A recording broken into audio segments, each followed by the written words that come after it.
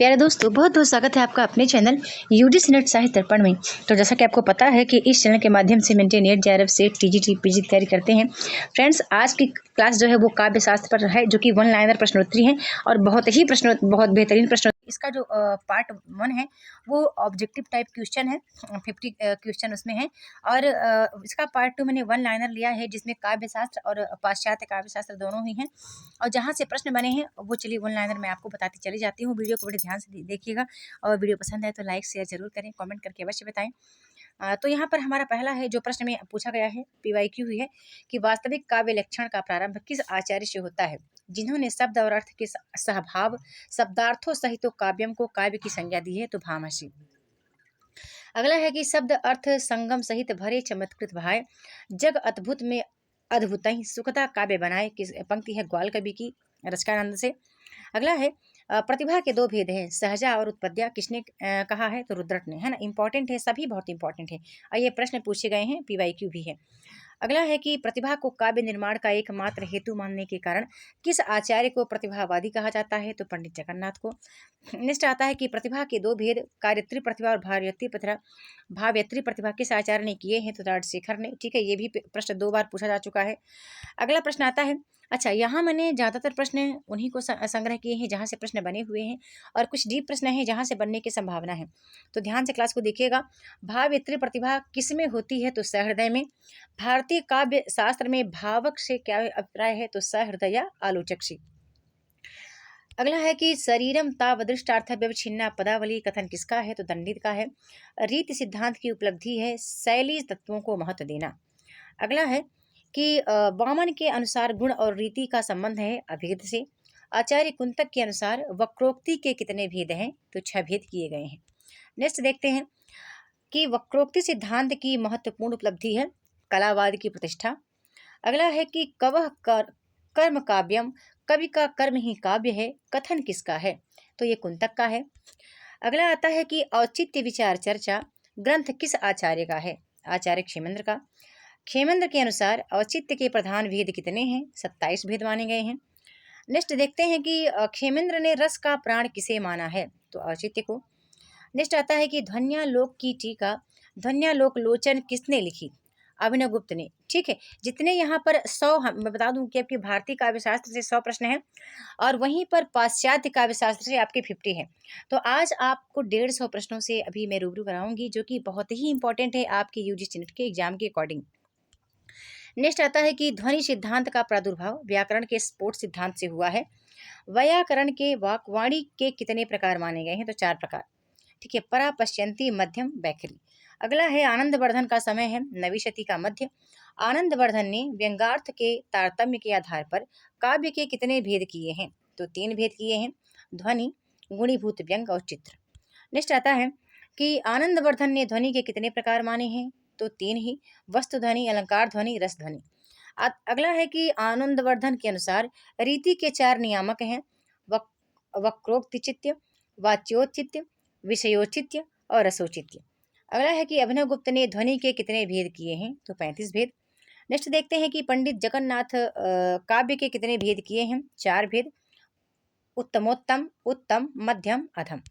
Next आता है कि आचार्यों ने व्यंग्यार्थ की प्रधानता, गौरता एवं अभाव के आधार पर काव्य के कितने भेद किए हैं, तो 3 भेद किए हैं, उत्तम, मध्यम, अधम। नेक्स्ट देखते हैं कि आधुनिक काल के प्रारंभिक समय में से सेठ कन्हैयालाल पोद्दार ने काव्य कल्पद्रुम नामक ग्रंथ की रचना की, जो आगे चलकर रस मंजरी और अलंकार मंजरी के रूप में प्रकाशित हुई। इंपॉर्टेंट है, ठीक है। नेक्स्ट है कि हृदय दर्पण नामक ग्रंथ की रचना किसने की, भट्टनायक ने। अगला है कि हिंदी वक्रोक्त जीवित की भूमिका किसने लिखी, डॉक्टर नगेंद्र ने। रस निरूपण के प्रथम व्याख्याता और रस निरूपण का प्रथम ग्रंथ किसने माना है, किससे माना जाता है, भरत मुनि व उनके नाट्य शास्त्र को। अगला देख लेते हैं कि भरत ने 8 स्थायी भाव, 8 सात्विक, 33 संचारी भावों का उल्लेख किया है। ठीक है, इंपॉर्टेंट है आपकी परीक्षा की दृष्टि से। किस आचार्य ने रीति को काव्य की आत्मा मानकर रस के गुण के अंतर्गत स्थान दिया है और कांति गुण का वर्णन करते हुए रस से युक्त माना है, तो आचार्य वामन ने। आचार्य रुद्रट ने शांत रस का स्थायी भाव किसे माना है, सम्यक ज्ञान को। रस को ध्वनि के साथ युक्त करने का श्रेय किसे जाता है, आनंदवर्धन को। फिर राजा भोज ने 12 रसों का विवेचन किया, जिनमें 4 नवीन हैं, प्रेयस, शांत, उदांत, उद्धत। अगला है कि भोज ने रस का मूल किसे माना है? अहंकार को। नेक्स्ट देखते हैं कि वाक्यम रसात्मकम काव्यम किसका कथन है? विश्वनाथ का। आचार्य शुक्ल ने काव्य की आत्मा किसे माना है? रसध्वनि को। अगला है कि भट्ट लोलट ने रस की अवस्थिति किसमें मानी है? अनुकार्य में। किस आचार्य ने रस सूत्र की व्याख्या के संदर्भ में काव्य में 3 शक्तियों की कल्पना की? अभिधा, भावकत्व, भोजकत्व। तो भट्टनायक ने। ठीक है, इंपॉर्टेंट है, परीक्षा में 1-2 बार इसका जिक्र हो चुका है। आगे देखते हैं तो अभिनव गुप्त रस को मानते हैं क्या? व्यंग मानते हैं। नेक्स्ट आता है कि किस आलोचक के मतानुसार साधारणीकरण कवि की अनुभूति का होता है? डॉक्टर नगेंद्र के अनुसार। भारतीय काव्य शास्त्र में भावक से अभिप्राय है सहृदय आलोचक से। आगे है कि भावक सहृदय के कितने प्रकार माने गए हैं? तो 4 प्रकार हैं। अरोचकी, ठीक है, विवेकी, अविवेकी, ठीक है, पक्षपात पूर्ण आलोचना करने वाला और तत्वाभिनिवेशी। विभाव के कितने भेद हैं? 2 भेद हैं, सभी जानते हैं। आलंबन विभाव के कितने भेद हैं? वो भी 2 भेद हैं, आलंबन, आश्रय। नेक्स्ट आता है कि तात्विक अनुभाव की संख्या कितनी मानी गई है? तो 8 मानी गई है। आचार्य शुक्ल ने विरोध और अविरोध के आधार पर संचारियों के कितने वर्ग किए हैं? 4 वर्ग। सुखात्मक, दुखात्मक, उभयात्मक और उदासीन। नेक्स्ट है कि श्रृंगार को मूल रस किस आचार्य ने माना है? तो आचार्य भामह ने माना है। भक्ति रस को मूल रस किससे माना जाता है? किसने माना है? तो मधुसूदन सरस्वती एवं रूप गोस्वामी ने। ठीक है, नेक्स्ट आता है कि शंकुक के अनुसार भरत मुनि के रस सूत्र में आए संयोग शब्द का अर्थ क्या है? तो अनुमान।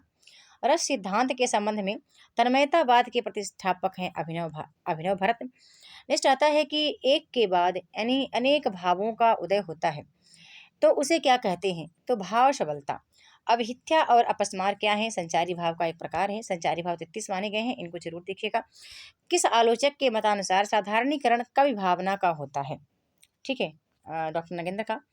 अभिधा, भावकत्व तथा भोग काव्य के 3 प्रकार, 3 व्यापार किस आचार्य ने माने हैं? भट्टनायक ने। फिर अगला देख लेते हैं कि भाव संधि, भाव सबलता तथा भाव शांति किस भाव की प्रमुख स्थितियां हैं? संचारी भाव की। अलंकार संप्रदाय के प्रतिस्थापक हैं आचार्य भामह।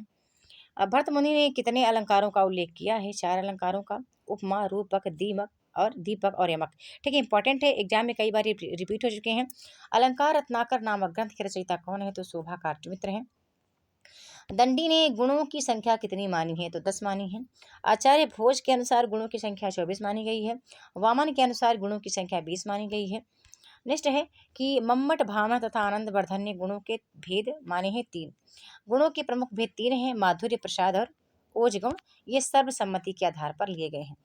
अगला देखते हैं तो वृत्ति का सर्वप्रथम वर्णन किस ग्रंथ में मिलता है? नाट्यशास्त्र में।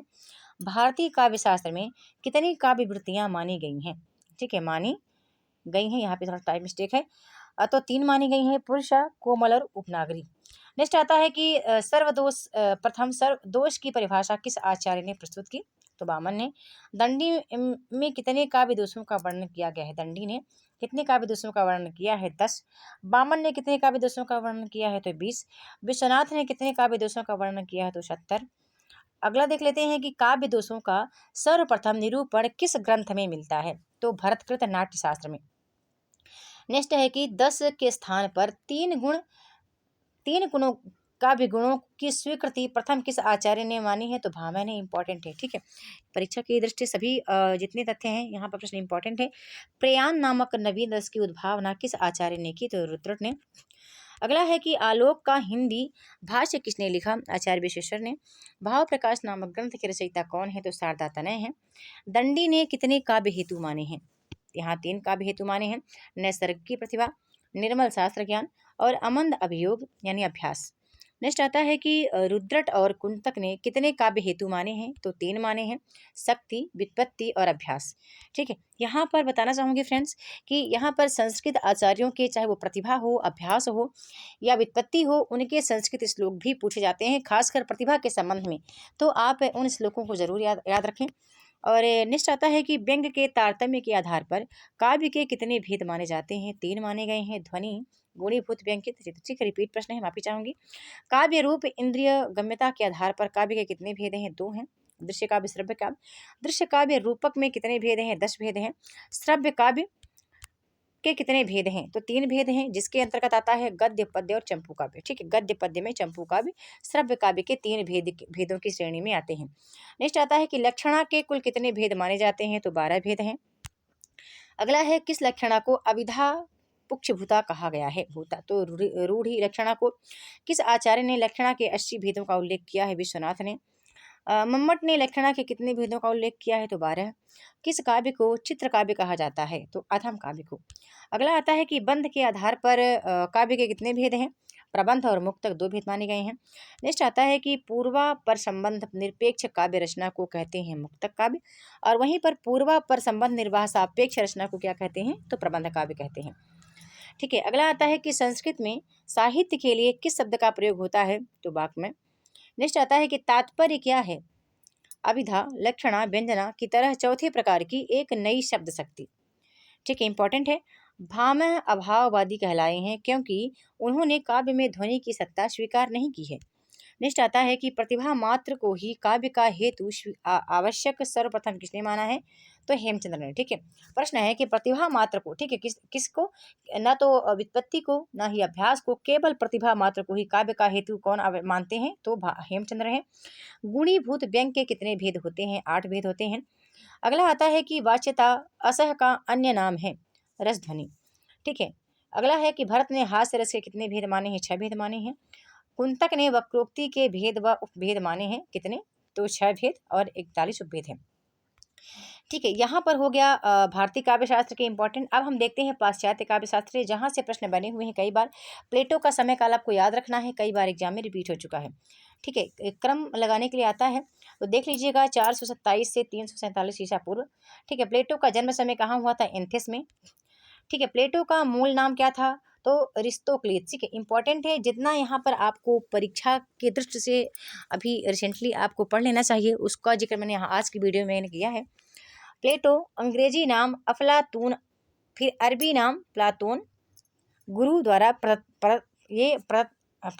नाम है। ठीक है, तो ये जरूर ध्यान रखें कि इनका नाम किसने दिया है, तो ये आप अवश्य अवश्य नाम रखें, क्योंकि कई बार एग्जाम में रिपीट हो जाता है ऐसे प्रश्न। तो प्लेटो किस प्रकार के दार्शनिक है? ये भी इंपॉर्टेंट है, परीक्षा के दृष्टिकोण से प्रत्ययवादी हैं। फिर प्लेटो ने काव्य हेतु स्वीकार किया है किसको? ईश्वरीय उन्माद को।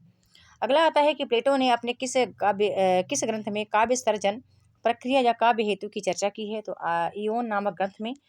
अगला है कि काव्य के मूल्य के संदर्भ में प्लेटो का दृष्टिकोण था उपयोगितावादी और नैतिकतावादी। ठीक है, ये भी इंपॉर्टेंट है। अगला आता है कि प्लेटो स्वयं एक कवि था। इनकी कविताएं किसमें संकलित हैं? तो Oxford book of Greek verse में। अगला है दास्ता मृत्यु से भी भयावह है, कथन किसका है? तो प्लेटो का, जो कि रिपब्लिक से लिया गया है। इनका रिपब्लिक सबसे प्रसिद्ध ग्रंथ है। अरस्तु का समय क्या है? तो 384 से 322 ईसा पूर्व। अगला देखते हैं कि अरस्तु ने ग्रंथों की संख्या 400 बताई जाती है अरस्तु के ग्रंथों की, जिनमें से 3 प्रमुख हैं। पेर पोइतिकेस, जिसको काव्य शास्त्र है, 12 अध्याय में है। तेन शेख रिटोरिक भाषा शास्त्र है, और वसीयतनामा। अगला देखते हैं तो अरस्तु के 3 प्रमुख ग्रंथों में से काव्य शास्त्र जो है वो पेर पोइतिकेस है। अगला आता है कि अरस्तु के किस ग्रंथ को दास प्रथा से मुक्ति का घोषणा पत्र कहा गया है? तो वो है वसीयतनामा। नेक्स्ट आता है कि प्रथम काव्य शास्त्री जिन्होंने उपयोगी कला, आर्ट और ललित कला, फाइन आर्ट का भेद स्पष्ट किया, तो वो अरस्तु हैं। अगला है कि कार्य व्यापार में निरत मनुष्य अनुकरण का विषय है, तो वो कथन किसका है? अरस्तु का है। अगला आता है कि कविता को छंदोबद्ध अनुकृति किसने कहा? तो अरस्तु ने कहा है। नेक्स्ट है कि कविता को उत्तमोत्तम क्रम विधान कहा है किसने? कॉलरिज ने। अगला आता है कि किसने प्रश्न उठाया कि कौन कहता है कि कवि अनुकर्ता है? वह तो ईश्वर की तरह काव्य जगत का निर्माता है, स्वयं करता है, बूचर कहते हैं। अगला है लॉन्जानस ने उदांत के कितने स्रोत गिनाए हैं? 5 गिनाए हैं। लॉन्जानस ने शैली का सबसे जघन्य दोष कौन से दोष को माना है? तो बाल्यता को। ठीक है, इंपॉर्टेंट है। लॉन्जानस ने उदांत के अवरोधक दोष माने हैं, 3 माने हैं। फिर लॉन्जानस लोगिनुस यूनानी नाम के पद रचना के विशेषण अभिजात से क्या तात्पर्य है? तो उदांत। ठीक है, आगे देख लेते हैं उदांत इसका सही अर्थ होगा। अगला है कि कविता को व्यक्ति से पलायन कौन मानता है? तो इलिट मानते हैं। ठीक है, ये इंपॉर्टेंट है, कई बार एग्जाम में रिपीट भी हो चुका है। नेक्स्ट है कि तेन के सिद्धांत को अपूर्ण मानते हुए हडसन ने कौन से तत्व का समावेश आवश्यक माना है? तो व्यक्तित्व प्रतिभा को। अगला आता है कि बारकर महोदय ने अरस्तु के किस रचना को राजनीति के क्षेत्र में महान योगदान की संज्ञा दी है? पोएटिक्स को। इसमें 26 अध्याय हैं, ठीक है, इंपॉर्टेंट है। अगला आता है कि अरस्तु ने अनुकरण की व्याख्या इतिहास क्रम में प्रमुख रूप से कितने दृष्टिकोण में दी है? तो 3। नव्य क्लास की व्याख्या के प्रेरक हैं होरेस, ठीक है। होरेस का जन्म समय भी आपको याद रखना पड़ेगा। उदांतता किसके दृष्टि से वागाडंबर है? तो लॉन्जाइनस। अगला आता है कि प्रैक्टिकल क्रिटिसिज्म किसका ग्रंथ है? रिचर्ड का, ठीक है, इंपॉर्टेंट है, कई बार क्या में रिपीट हुआ है। सेक्रेड बुक किसकी रचना है? एलियट की है, ये भी इंपॉर्टेंट है। लिरिकल बेल्डेस किसने लिखा है? विलियम वर्ड्सवर्थ ने, ये भी इंपॉर्टेंट है। पोएटिक्स अरस्तु का ग्रंथ है, ये भी इंपॉर्टेंट है आपकी परीक्षा के लिए, कई बार एग्जाम में रिपीट हुए हैं। विखंडनवाद के प्रवर्तक हैं जॉक देरता, ठीक है। फ्रेंड्स, आप सबसे पहले तो ये देखें, जब भी आप कोई पीडीएफ पढ़ें या कोई वीडियो देखें तो इतना आप अवश्य याद रखें कि वहाँ से प्रश्न कितने टाइप के बन रहे हैं या प्रश्नों के प्रकार कितने हैं, यदि इसको जरूर आप ध्यान रखें। तो विखंडनवाद के प्रवर्तक हैं जॉक देरता। अभिव्यंजनावाद के प्रवर्तक हैं क्रोन्चे। लॉन्जाइनस के ग्रंथ का नाम क्या है? पेरहुत्स, ठीक है, कई बार एग्जाम में इनके ग्रंथ का नाम रिपीट हो चुका है। अगला है पेरहुत्स क्या है? तो एक भाषण शास्त्र रेटोरिक ग्रंथ है। उदांत का निरूपण सर्वप्रथम किसने किया? तो केक्लुस ने किया था। अगला आता है उदांत महान आत्मा की प्रतिध्वनि है, कथन किसका है? लॉन्जाइनस का। नेक्स्ट है कि विलियम वर्ड्सवर्थ ने किसके सहलेखन में लिरिकल बेल्डेस नामक कविताओं का प्रथम संस्करण 1778 में प्रकाशित करवाया? तो कॉलरिज। वर्ड्सवर्थ 1795 में किसके मित्र बने? कॉलरिज के। स्वतंत्रतावादी काव्य आंदोलन का घोषणा पत्र किसको माना जाता है? तो लिरिकल बेल्डेस को। अगला है कविता प्रबल भावों का सहज उच्छलन है, कथन है वर्ड्सवर्थ का। नेक्स्ट आता है कि काव्य और गद्य में अंतर केवल छंद के कारण होता है, यह कथन किसका है? वर्ड्सवर्थ का। सैमुअल टेलर कॉलरिज का प्रमुख ग्रंथ है बायोग्राफिया लिटरेरिया। अगला देख लेते हैं। अगला प्रश्न बनता है कि इमेजिनेशन शब्द की उत्पत्ति लैटिन के इमाजिनातियो से हुई है, जिसका अर्थ होता है कल्पना। अगला है बेनेडिक्टो क्रोंचे का समय क्या है? तो 1866 से 1952, इटली निवासी है। नेक्स्ट है बेनेडिक्टो क्रोंचे की पुस्तक का नाम क्या है? एस्थेटिक है। अगला है आधुनिक सौंदर्य शास्त्र का जनक किसे माना जाता है? बाउमगार्टन को। बेनेडिक्टो क्रोंचे किस प्रकार के दार्शनिक हैं? प्रत्ययवादी, ये आत्मवादी भी माने जाते हैं। अगला देख लेते हैं। नेक्स्ट बनता है कि क्रोंचे ने कल निर्माण में किसको मूल कारण माना है? ठीक, काल निर्माण होगा तो प्रतिभा को। टॉमस एलियट का समय क्या है? 1888 से 1965, अमेरिका के मूल निवासी थे, ये भी आपको याद रखना पड़ेगा। एलियट को किस रचना में 1948 में नोबेल पुरस्कार मिला था? तो द वेस्टलैंड पर। अगला आता है रिचर्ड और एम्पसन की शाब्दिक आलोचना पद्धति को किसने नींबू निचोड़ आलोचना कहा है? तो टी.एस. एलियट ने। किसने रुचि परिष्कर को आलोचना का अनन्यतम प्रयोजन माना है? टी.एस. एलियट ने, इंपॉर्टेंट है, ठीक है। रिचर्ड ने आवेगों के आधार पर काव्य के कितने भेद किए हैं? तो 2 भेद हैं, सजातीय और विजातीय, ठीक है। अगला देख लेते हैं कि रिचर्ड के अनुसार आलोचना का चरम बिंदु है संप्रेषण। रिचर्ड ने भाषा के 2 रूप माने हैं, वैज्ञानिक और रागात्मक। आलोचना के क्षेत्र में न्यू क्रिटिसिज्म का सूत्रपात किससे माना जाता है? तो एलियट और रिचर्ड से। अस्तित्ववाद के प्रवर्तक डेनिश विद्वान सारेन किरकेगार्ड हैं। किरकेगार्ड का जो समय है वो 1813 से 1855 है। अगला है किसने घोषित किया कि ईश्वर की मृत्यु हो चुकी है? नीत्शे ने। संरचनावाद की अवधारणा के प्रवर्तक कौन है? फर्दिनांद द सस्ट्यूर। इनका टाइम पीरियड यहाँ पर दिया हुआ है, देख लीजिएगा। फर्दिनांद द सस्ट्यूर किस देश के निवासी हैं? तो फ्रांस के भाषा वैज्ञानिक है। अगला है कि साहित्य और कला के क्षेत्र में एक आंदोलन है जिसका जन्म प्रथम विश्व युद्ध के बाद फ्रांस में हुआ, तो वो अति यथार्थवाद। अति यथार्थवाद के प्रबल समर्थक हैं मिथ ड्रीम एवं पोयम नाम प्रसिद्ध लेख लिखा है जो हर्बर्ट रीड ने। अगला है अति यथार्थवाद का संबंध दादावाद से है। दादावाद का प्रवर्तन किसने किया? तो ये एग्जाम पूछा नहीं गया है, कोई बात नहीं। संरचनावाद को साहित्य के क्षेत्र में प्रचारित करने का श्रेय किसको जाता है? तो रोला बार्थ को, इंपॉर्टेंट है। रोला बार्थ संरचनावाद की व्याख्या, या माफ कीजिएगा व्याख्या होगा, टाइप मिस हुआ है। व्याख्या किस पुस्तक में की है? द फैशन सिस्टम में। जादुई यथार्थवाद पद का प्रथम प्रयोग किसने किया? फ्रांज रोह ने, जर्मन चित्रकारों के क्षेत्रों का विश्लेषण करते हुए। अगला है जादुई यथार्थवाद के प्रतिष्ठापक किसको माना जाता है? तो बोलो को। नेक्स्ट है प्रतीकवाद का आरंभ 19वीं सदी में किस देश में हुआ? तो फ्रांस में। अगला है कि फ्रांस में प्रतीकवाद के पुरस्कर्ता किसको माना जाता है? तो बादलेयर को। अगला है प्रतीकवादियों ने किस कविता को अपना घोषणा पत्र माना है? तो कॉरपेंडम सादृश्य। कॉरपेंडम सादृश्य कविता के लेखक कौन है? चार्ल्स बादलेयर हैं। फ्रांस का प्रथम कवि किसको माना जाता है? तो चार्ल्स बादलेयर को। ठीक है, अभी काफ़ी ज़्यादा है, बहुत ज़्यादा नहीं इंपॉर्टेंट कौन सा है बता दूँ? हाँ, मार्क्सवाद के प्रवर्तक हैं कार्ल मार्क्स और फ्रेडरिक एंगल्स। मनोविश्लेषणवाद के प्रवर्तक सिगमंड फ्रायड हैं।